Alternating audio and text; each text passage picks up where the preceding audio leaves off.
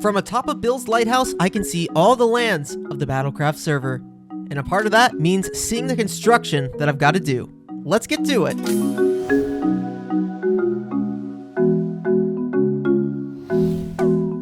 It's fossil time, baby! Now that Bill's lighthouse is constructed, we too can become a fossil maniac and bring some fossils back from the dead. Before we start, let me show you the work I've been doing. I did some work on stream. I set up a large storage door for bulk sorting items that I don't want taking up too much space in my wireless terminal. I raided an ocean monument, and you guys in chat helped me pick out some blocks for this palette of the floor and the interior of this building. And although interiors are tough for me, I was pleased with how this place turned out. By having a too thick wall of the interior, I was able to inset some stuff like having these shelves here for storage, using the mini blocks and some paintings for some decoration. The chipped crates are always pretty fun, and I'm actually getting some use out of them here. A little sofa, and what I thought was really nice are these pots that are from the sherds that we've been collecting when we've been checking out the suspicious gravel. I also found a tumblestone last time, so we're going to be able to expand our tumblestone collection. Everyone else on the server has them except for me at this point, so I want to get them organically, and now that we've got the red tumblestone, this guy right here, we're going to be able to farm it, collect all kinds of good stuff. Of course, what type of lighthouse build slash living quarter slash storage area is this if it doesn't have a healer and a PC? You definitely need that. And over here, I just added a little auto smelter so I can smelt some stuff while I'm AFK. I've also got some backup backpacks here, including all of my hammers. And look at these hammers. Look at the durability on them. I've been a swingin' working away at a project that I'm going to show you a little bit later. We also added the plushies add-on, so now I can find plushies whenever I am checking out the looter crates from Minecraft or Cobblemon. And this is with the Squirtle one that I found. I thought that was great. I've been loading up items here in the storage system as well. This is just the bulk sorter where I can put all these thousands of items that I have. And the upstairs of this building is more or less done, which is super exciting. So before we get to fossiling in the basements of our laboratory, let's head into town and do this week's Who's That Pokemon challenge. Who's that Pokemon? This was the minigame made by Rob Does Minecraft, a weekly guessing game with this clue set up in a 9x9 or 3x3 grid, 9-block grid, and we've got to guess what the answer is. Last week it was Doug Trio, and we actually figured this one out on stream, so I'm not going to tell you now, but leave your guesses in the comment section below. Well, maybe we'll let you know if you're right or not. If not, we'll come back next week and confirm, but it is 9 books. 3 books in every row and column. What do you think it is? Leave your guesses in the comment section below. What kind of clever pun would Rob come up with this week? Back at the base over here, I've been spending a lot of time thinking about the layout of future expansions, and I've been placing some of this cobblestone brick here to kind of figure out where I want some structures to be. Now, all these aren't building structures. Some of them is infrastructure, like walkways, gardens, accent areas, parks, but I've been laying out where I want some of the key buildings to go, where I want that infrastructure to go, because I think that's going to be really crucial to making this area feel like a finished town that you might experience in a Pokemon game. Of course, this is going to take months and months to do, probably, but I figured that this was a good start. And part of that start was expanding the paths that I started on stream. I think with the sandstone chipped variants, we got some birch trap doors here that are hiding some lighting, and then we got the tough and some like kind of gray blocks that are on the green spectrum, or like tough, mossy cobblestone, stuff like that. It's able to create kind of this nice border that reminds me of the paths in the Pokemon games. They have a high contrast from the grass around here, which means that all the greenery that we add to this area will contrast with these paths quite nicely, and it's really clear where the paths are and where they're not. Obviously, still some more expansion to do. We've got to expand this over here to connect with this part of the path that's coming up from the bottom hill, and we've got to connect it up to the amphitheater, but all in good time. I'm only doing a little bit at a time. That's enough show and tell for now, because it is fossil time. We're going to be making a prehistoric team today of Pokemon that are old and Pokemon revived from fossils, brought back from the dead. If you remember in past episodes, we've even bid for some of these fossil structures that appear in the Cobblemon base game. They were added in Cobblemon like 1.5. So I haven't really revived any fossils in survival yet, but I'm really excited, and with these display cases that we can craft, I can display my fossils to you guys. So these are the fossils that I've got: Plume Fossil, Armor Fossil, Root, Fossilized Drake, Fossilized Snake. the almighty helix fossil, and then I've got just a repeat of the root fossil. Remember, we found these in the swamp biomes, and there are way more fossils for us to explore in the future, but for now, this will give us a great prehistoric team to revive from the dead, catch, and then train to our heart's content. So we're going to need a few items to put down here in the underground lab if we want to revive these fossils. So let me get to crafting. We're going to need 3 main items: a restoration tank, which is we're going to need a composter and a revive for it. Remember, revive is a heal powder that you get from smelting revival herbs. We're going to need a fossil analyzer. This one needs cobble deep slate, but everything else here pretty cheap in early game. And then last but not least, we're going to need a data monitor, and everything here is pretty easy to get to. The trick to making this work is by placing these objects in a specific order. And I think this is wrong. I think it's the PC on top of this. Aha! And when you do it right, you hear a small noise, and you will see that this is connected down here to this analyzer. So again, got to put the tank here, PC on top, fossil analyzer on the bottom. Now we've got 2 fossil stations ready to get to work. So let's go ahead and start with this root fossil. I'm going to right-click it and put it into here.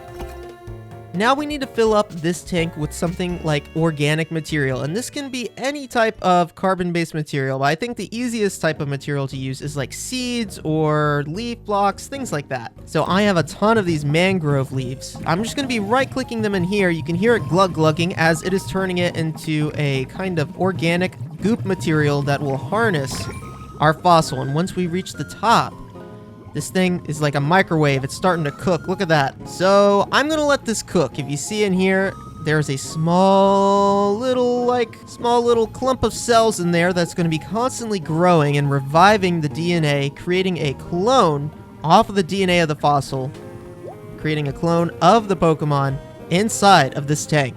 It's pretty fascinating. And of course, I have to do the helix fossil. When you guys were playing the original games, when you're playing Fire Red, Leaf Green, Red, Blue, Green, Yellow, or any of the remakes, did you choose the helix fossil or the dome fossil? I gotta know. Leave it in the comment section below. I was always a dome fossil enjoyer myself. I like Kabutops, but you know, there's nothing wrong with the almighty helix fossil. And there's another one. So I'm gonna let these guys cook up.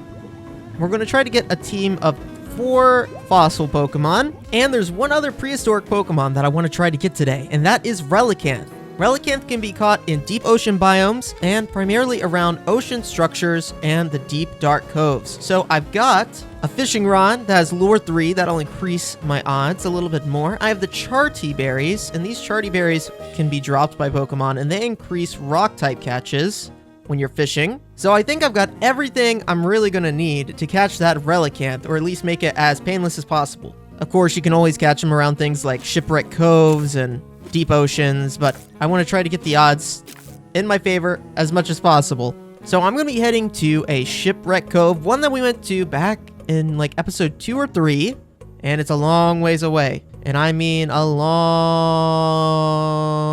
ways away. So I'm going to go through the nether. Running through the nether. I am so glad we made a nether highway there, or this would be so annoying. It's so far away. I've returned to the scene of the crime. This is the little shack above the shipwreck cove. So let's hop on down and do a little fishing.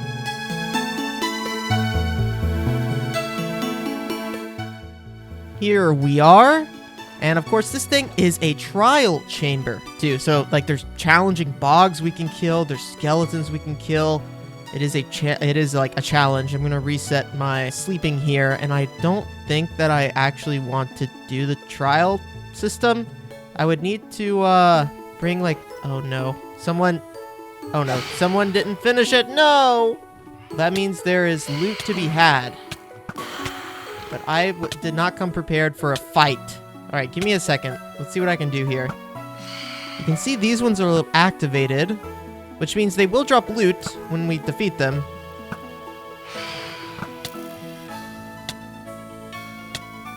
You can't hide from me, man. Oh no, did I activate all of these? I don't want to fight. I just want to fish. Oh, is that a trident? Oh no, it's the loot. We got loot. The chaos bunker. Oh, this isn't a bunker at all. The sounds of the bog are so good, though. Oh my gosh. Hey, rare candies. Well, that was enough battling. We are deep enough now to actually fish for our relicanth, so let's give it a shot. We should have some pretty decent odds of actually getting a relicanth here. Hey, a pattern Magikarp. I don't even know if I have this one. Well, I got it now. Shuckle! I can catch Shuckle here? Why can't I fish up a Shuckle? Okay, sure. There it is. The relicanth. I'm just gonna go straight with the lure ball. Let's see if we got a shot. Ooh, this one might be a little tough, but we got Spore, and it tries to put itself to sleep. Spore will put it to sleep, though. That'll double our odds. There we go. Took a few Pokeballs, but we eventually caught it. A Shuckle, which is really fun. It's even not that bad. And a relicanth. So while I'm here, I'm gonna catch a few more of these bad boys, if I can. And then we'll head back and see how our fossils are doing. Whoa, another one right off the bat. So yeah, that's the technique. Okay, this is 3 in a row. Hey, there we go. Now this one is not that bad. Good attack and HP. Those are the 2 big stats I think you're gonna want on a relicanth. Time to head back. I made it back to the lighthouse base, so it's time to continue building out our prehistoric team. Let's see, I've only been gone a few minutes, but let's see if everything's been cooked. Oh man. Oh, that's creepy. Oh, wow. Okay, that is really cool. I really like that. Okay, so this thing is done. We got a green little light here that signifies it's done. And since these Pokemon are prehistoric, I think a timer ball would be good. So let's try this. There we go. Life finds a way. So you can choose which type of Pokeball you want to use. And since there are some old timers, I think the timer ball is going to work great. So let's take a look at these new Pokemon. Ammonite. Oh, you're officially my first little fossil Pokemon, dude. So cute. And Lily. Very cool, too. And of course, this expands my decks. If you've been keeping up, we're up to 329. I've been putting in some mad work on this thing over the past, dozen episodes, really trying to expand it. So that's super cool. And we got some more fossils to get cooking. I might have said fossilized Drake earlier, by the way. I believe I did. Fossilized Bird. And I have 2 of these. Yes, this was the fossilized Drake. And I think... Okay, this is experiment time. Can I combine these?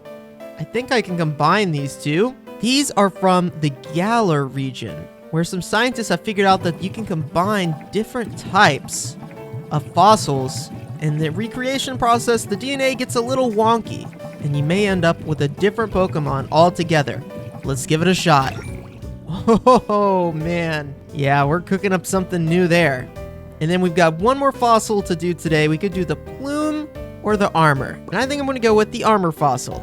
So, just like the other ones, let's load this up with some organic material. Gleep, glop, gleep, glop, gloop. And there we go.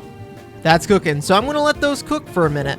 About 15 minutes later, we have 2 new Pokemon. Now, this one I was expecting. I'm familiar with this one, right? Shieldon. Are you guys familiar with Shieldon? And Shieldon is from Diamond and Pearl, the Sinnoh region. Excellent. Now, this one I'm less familiar with. Let's take a look. We've got a Dracovolt. So combining... Oh, so cool. Combining the bird and the dragon, we get this monstrosity. I think it's pretty cool, though. Electric Dragon type. Not too bad IVs. Okay. Not great.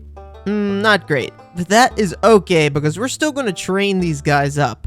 Isn't that right? So I'm not too worried about the effort values that these guys are going to get. We're not going to be using them competitively or anything like that. However, I do want to get them up to the point where they can evolve. And most of them evolve like around level 40, I believe. Except for Dracovolt, it's already done. We're going to give it some levels. And of course, our Ancient Relicanth doesn't evolve either. So that means there's 3 Pokemon that we need to level up, which means I'm going to need 3 of these bad boys. The experience shares are pretty easy to craft, and they're going to allow us to level up our Pokemon by getting experience, even though they're not in battle. So let's give the 3 experience shares to these 3 little guys, and then they are all going to, well, they're going to get XP, level up, and then we're going to evolve them. So let's go do some training. I've had people ask me if there's a trick to leveling up Pokemon quickly, and I really don't know if there is a trick. You can do switch training, which is sending out your weaker Pokemon, then immediately switching into something stronger, like my Breloom here that's like almost level 90. But I think the best thing to do is just find Pokemon that are consistently high level, like Bouffalant are usually around level 40, and I can almost always one-shot them with a fighting type move. And that gives a lot of experience to my team. We got, you know, up to level 18 on Ammonite, 19 on Lily, 15 on Shieldon. So, hey, I think that's the way to go. Here's a Pokemon I don't have. The creepy Pokemon that is Hypno. Don't put me to sleep, my man. That's not cool. Yeah, you go to sleep. That's right. Hey, we got it. Hypno is added to the dex, and its pre-evolution is right here. Drowsy. You're about to get drowsy, dude. Come on, Gary. Wait, you're immune. I was not expecting it to be immune. One Pokemon at a time. One Pokeball at a time. I think this is another one that I don't have. Yeah, Volbeat. Little bug, look at that guy. In one of the fan games I played, Volbeat was buffed and changed type. Oh, it's counterpart! Oh, we got both parts. Did you see that just spawn right there? Yeah, Volbeat has a counterpart, Illumise, and both of them were buffed in this fan game I was playing, and they were so much fun to use. Oh, look at you guys. Two little love bugs. Two birds, one stone. Two bugs, one Pokeball. Kind of, I guess. I don't know. Nice. Man, we are just completing the dex, just casually running around here. Ooh, what do we have here? Another one of the new Pokemon. This one was introduced in 1.6.1, which we just updated to a few days ago. Dewpider. Let's see if we can't catch this thing. And we got it. Another one. Wait. What do I see on the map? I don't even think I have one of these guys yet. Oh my gosh, look at him stomping. It's a Golem. Evolved form of Graveler, final evolved form of Geodude. Oh, we're gonna need a different we're gonna need a stronger Pokeball for this guy. Yep, fall asleep, dude. Alright, crafted a few Ultra Balls. Let's give this a shot. Got it. Nice. Well, that's a Pokemon that evolves using a linked cable, so that's one less link cable I gotta craft. Believe it or not, up to this point, I've not caught a Tranquil, which is the evolution of Pidove. And it sleeps with its eyes open. Another one. No Electabuzz. What have I been doing? I haven't even been catching Pokemon around my own area. That's what's crazy. Another one. Ooh, a Comfey. Just a cute ring of flowers you wear around your neck. Another one. Oh, dang it. Another one. Another one. Come on.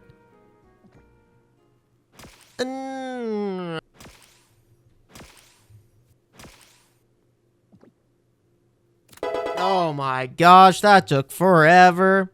I mean, another one. Ah, another 1.6.1 Pokemon that I haven't caught yet. Ducklet, one of the Unova flying Pokemon, and the pre-evolution of Swanna. It's quite cute, so let's see if we can't catch it. Another one. And we're almost done leveling all the Pokemon up. Just a few more levels. Before I finish leveling everything up and we go to Evolution Hill to evolve everything, let me show you some work that I've been doing. Because remember earlier I said my hammers have been a-swinging? Let me show you what it's been swinging on. I spent the last couple of days on the server unable to record, but able to get to work. So, what have I done? I've been mining out a slime chunk. There are chunks in Minecraft that spawn slime, and they usually do it lower to the bottom of the world. I believe it's like Y level 30 and below, or 33 and below. So I started clearing out an entire chunk. The rates get higher if you're able to clear out a chunk or if there's skylight access, so that's why I've done this. I also put this next to the lab so that can be loaded when I'm in that area. I began by mining out all of these blocks, and this took some time. It's why I needed those sponges from the ocean monument. And then I filled in the walls with sandstone. Once that was done, it was time to go back and put in some spawning platforms, 3 blocks apart, and I used some glow lichen just to light everything up. As long as it's not light level 0, then no other mobs will spawn except for slimes. And this is how I get up and down from the slime farm. Let's go ahead and drop down, way down here through this cave, all the way to the bottom, where you'll see I've been mining out for some diamonds. And this also forces these cave Pokemon to spawn, like Carbink, the Rattata, Roggenrola, and even Dratini, Zubat. And this is how I can get shiny versions of this Pokemon by forcing them to basically to spawn over and over again. It creates a spawning area for shinies. Because otherwise, these Pokemon are kind of hard to force spawn and hard to get shinies of. So that's why I'm clearing out this area. If you see it slabbed like this, it's because it's also a slime chunk and I don't want slime spawning anywhere but in the farm. So if we head in here on the farm, you can see I use some different wood types in order to make the spawning platforms, with dark oak being at the bottom and going up to the lighter birch. I could have more platforms, but I find it doesn't really help with the spawn rates, so this is all we've got right now. The killing part is the slime are going to fall off eventually, and they'll make their way into this water, which will push them towards these magma blocks and cactus. There are faster ways to do this, primarily by using iron golems to force them to jump off the ledge by aggroing on the iron golems, but I'm not worried about getting an awful number of slime. I only need a little bit, and I've gotten, I think, around 1,000 slime from this thing already. For item collection, I'm just using a backpack with an advanced magnet upgrade, and with these stack upgrade tiers, it is never really going to be possible for this thing to fill up on the life of the server. I also can come down here every once in a while and just clear it out like I did right there. Anyway, I'm sure you guys have seen slime farms. They're not the most interesting thing in the world, but it is something that can be really useful. If you want to do redstone stuff later, slime blocks are obviously extremely useful. Sticky pistons are in a ton of recipes, so on and so forth. So this is a great way to get started. There's a few Pokemon, though, on the map that I want to catch. You can get a lot of really cool spawns down here, like the new Alolan Geodudes, and I can see the slime farm working there on the map. This is one I don't have either, Bulldor. It sometimes has Sturdy, so let's see if this one has Sturdy. Yep, it does, and endured the hit. And as long as it doesn't poison itself, then we can catch it. There we go, another one. Aha, there you are. I saw you on the map. Yep, a Clink. 2 little gears. Let's see if we can't catch a Clink. There we go, Clink. Added to the dex.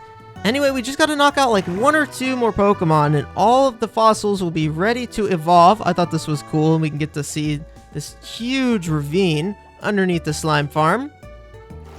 So I'm going to start making my way to Evolution Hill, where we all logged on and started the spawn of the server. We're back to where it all began, the sacred monument, the start of the server. Evolution Hill is where we call it, because we all come here and evolve our Pokemon. And I've got 3 Pokemon to evolve today. The 3 fossil Pokemon that we've revived in order to complete our prehistoric team. So let's go ahead and do it. First, we'll evolve Ammonite into Amistar.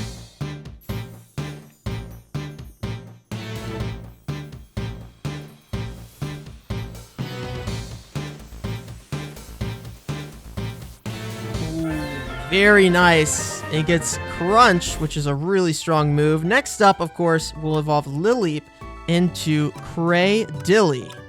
And Craydilly was one of these Pokemon that I didn't understand the typing when I was playing through Pokemon Ruby and Emerald for the first time, and it became such a problem for my team. Oh yeah, the underwater anemone-like Pokemon, Craydilly. And then last but certainly not least, we've got Shieldon, which is going to evolve into the kind of Triceratops-esque Pokemon. I guess there are other dinosaurs that probably greater represent the giant defensive wall that is Bastiodon. Oh, that animation is crazy. Yeah, Steel Rock type, and it learns Block, which is pretty cool. And look at these guys. Oh, the animations are so great. I love the amount of detail that the Cobblemon team and crew put into the animations and stuff for these Pokemon. Well, with that, we're going to call it a day with our prehistoric team. Let's send them all out. We've got Relicanth. We got Dracozolt. Our prehistoric 5. Oh man, that was a lot of fun. Really fun. Finally getting to do some fossil shenanigans in this episode. Anyway, guys, thank you so much for tuning in. It was a blast playing on here as always. If you're not subscribed, make sure you do. You've made it to the end of the video, so this time you get a fossilized gold star. See you later, guys.